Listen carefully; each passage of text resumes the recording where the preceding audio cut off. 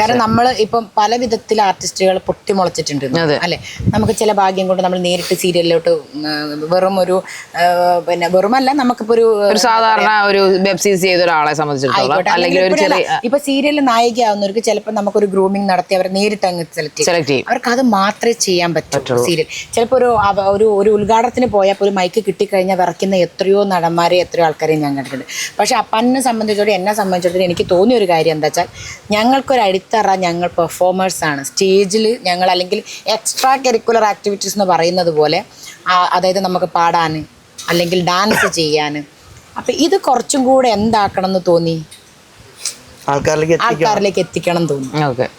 അത് നമുക്ക് തന്നെ തോന്നി. കാരണം എന്താ വെച്ചാൽ നമുക്ക് ഇതൊക്കെ ഉണ്ടായിട്ട് നമ്മൾ എന്തുകൊണ്ട് അത് കുറച്ചും കൂടെ നമ്മൾ ചെയ്യുന്നില്ല.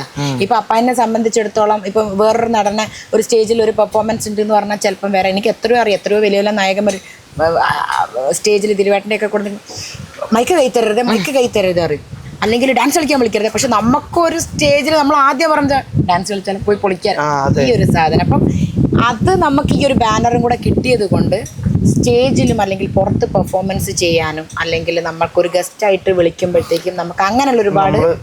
എൻ്റെ ഈ സിനിമകളൊക്കെ ഇറങ്ങുമ്പോഴേ ഈ ആദ്യത്തെ ഷോയ്ക്ക് വിളിക്കുമല്ലോ, അപ്പം അത്യാവശ്യം സുഹൃത്തുക്കളൊക്കെ വിളിക്കണം എന്ന് വിളിക്കുമ്പം എപ്പോഴും ഞാൻ ആലോചിക്കും, പക്ഷെ ആരെ വിളിക്കും, എല്ലാവരും തിരക്കൊക്കെ ആയിരിക്കും, ആരെങ്കിലും നമുക്ക് കുറച്ച് അതെ. ഇപ്പൊ ഞാൻ അതിൽ ഭയങ്കര ഹാപ്പിയാണ്. എന്നൊരു പടം ഇറങ്ങുമ്പോണ്ടല്ലോ നിങ്ങൾ മാത്രം വന്നാൽ മതി, നിങ്ങൾ മാത്രം വന്നാൽ മതി എന്ന് വെച്ചാൽ നിങ്ങളുണ്ട് എനിക്ക് എന്റെ പടം.